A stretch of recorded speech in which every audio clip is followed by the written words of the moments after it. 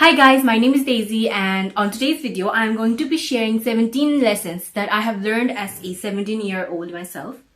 Well, this video is not a tips or any advice type of video. This is a lesson video that I have learned as a 17-year-old myself.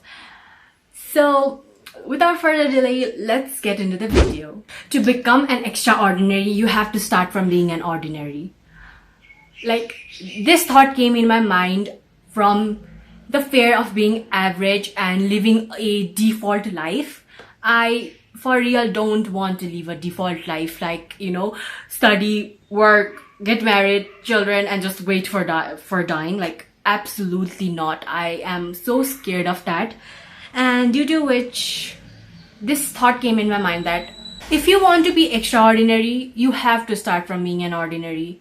Everybody wants results, but nobody wants to work hard. And that's pretty much a sad / dark reality of our society.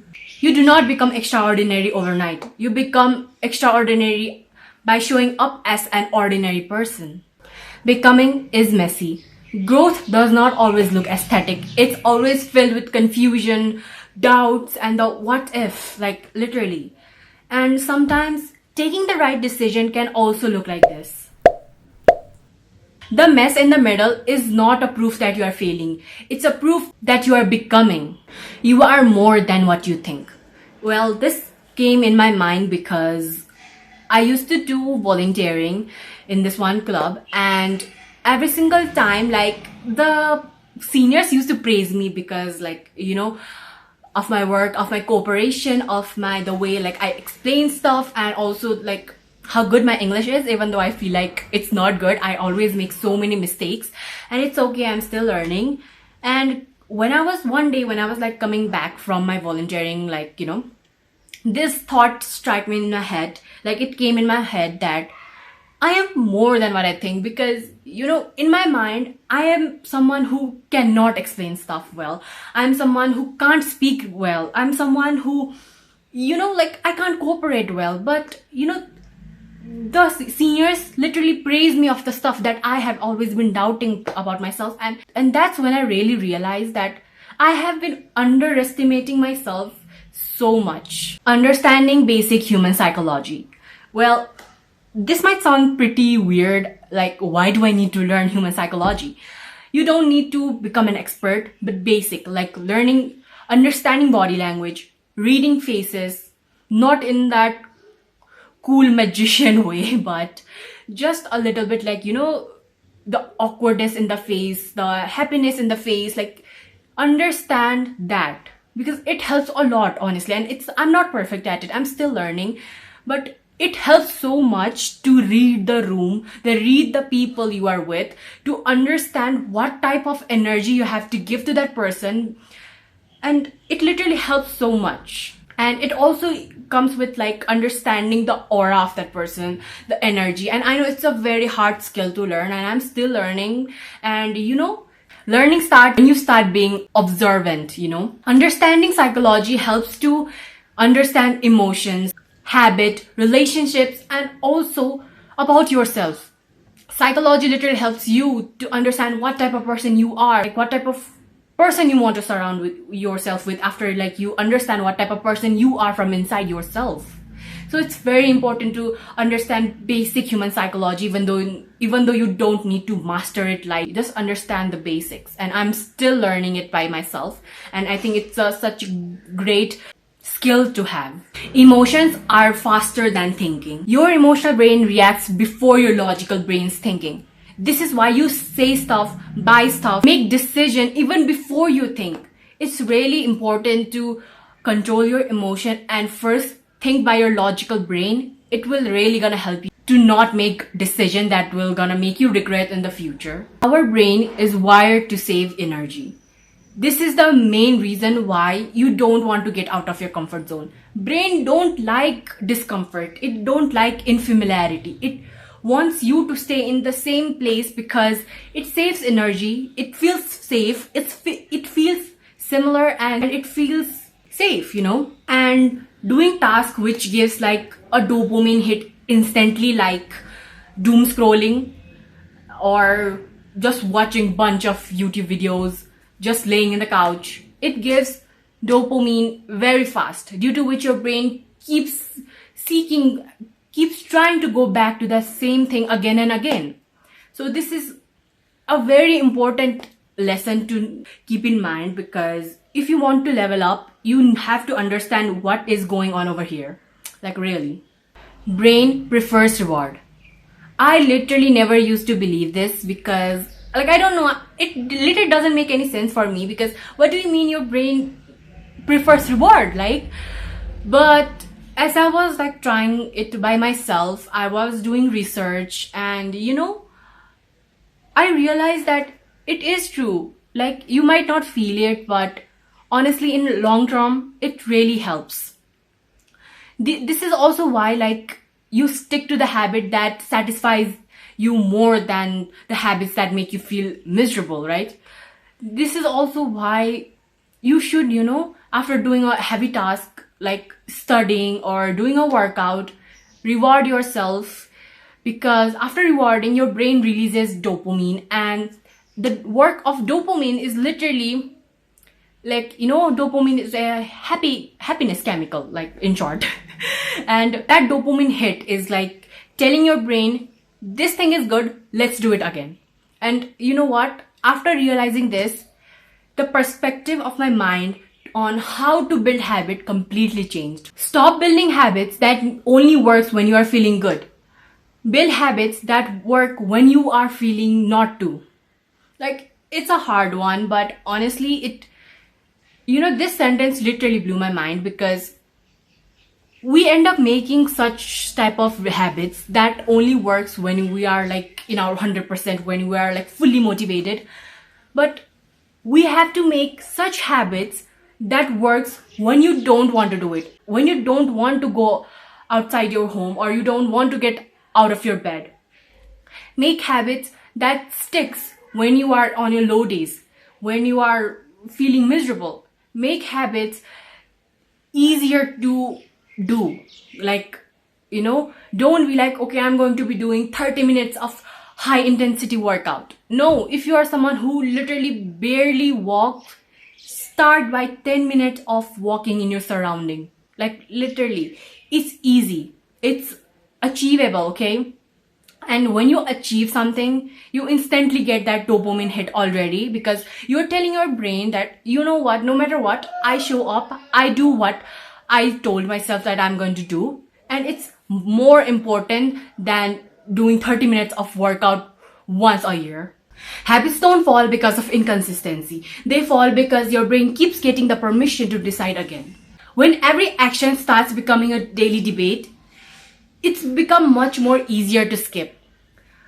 Habits become powerful when they stop becoming negotiation and starts becoming authentic.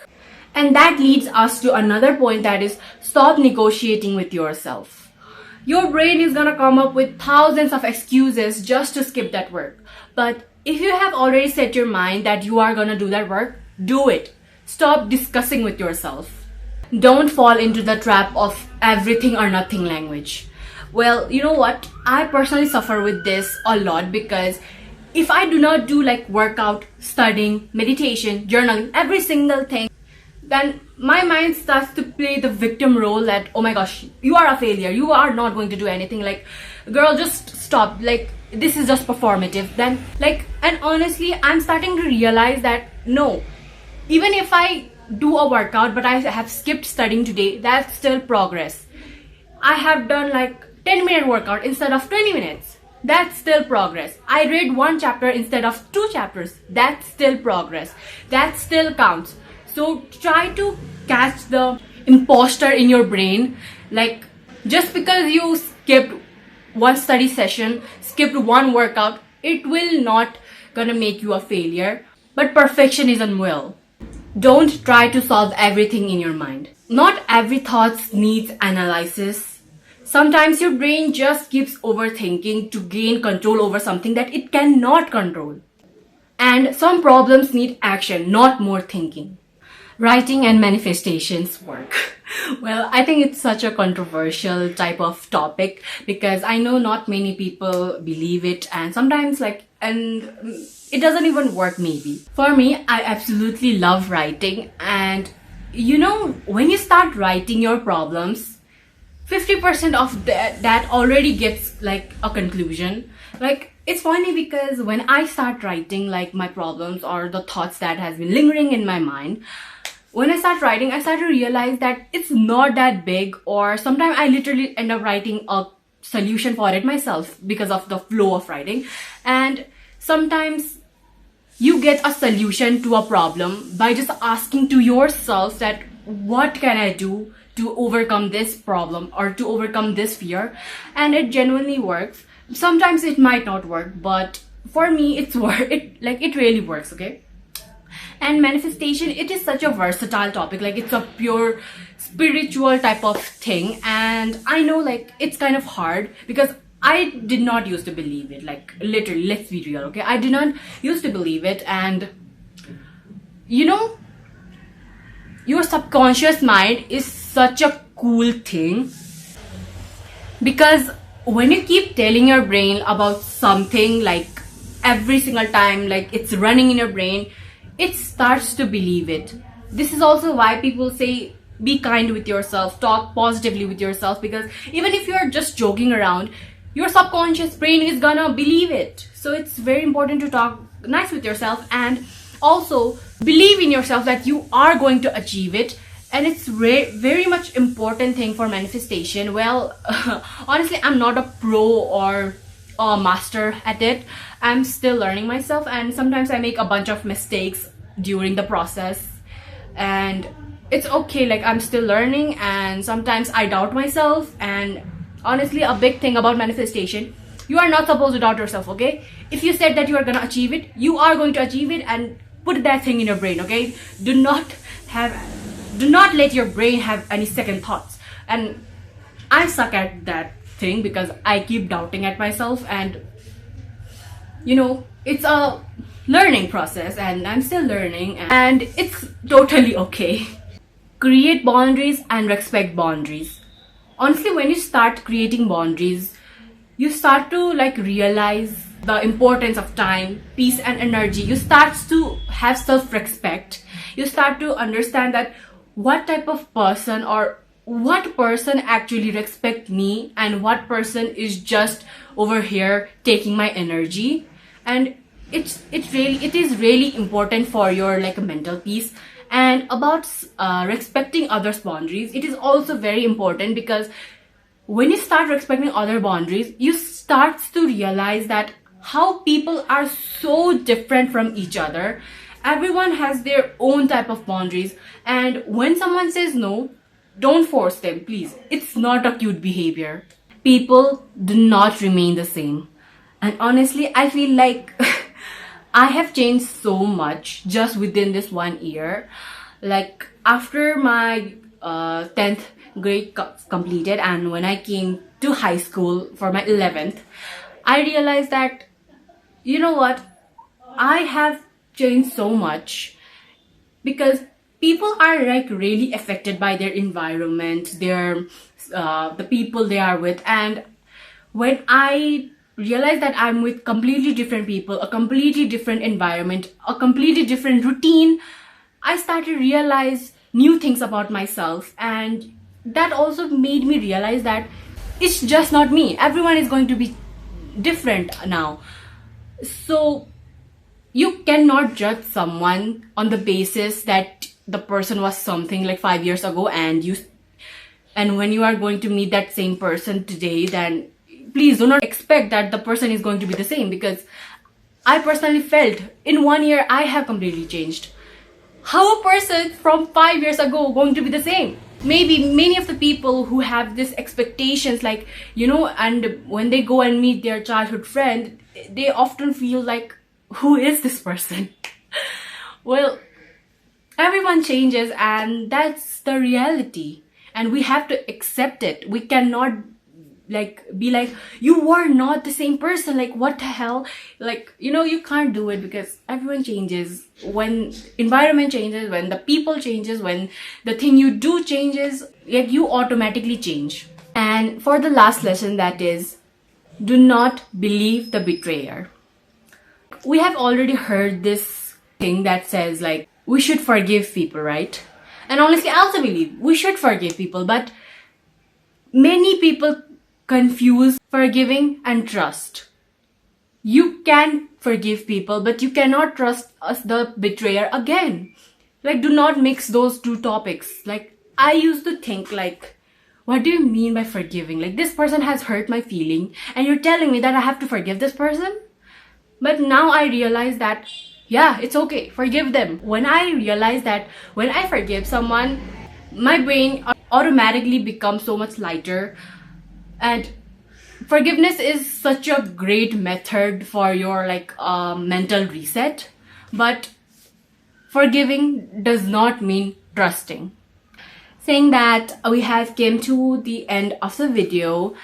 And yeah, like, comment down below what type of lesson that you have learned, because this community is all about sharing and growing and becoming the best version of ourselves. And I would really love to know the lesson that you have learned.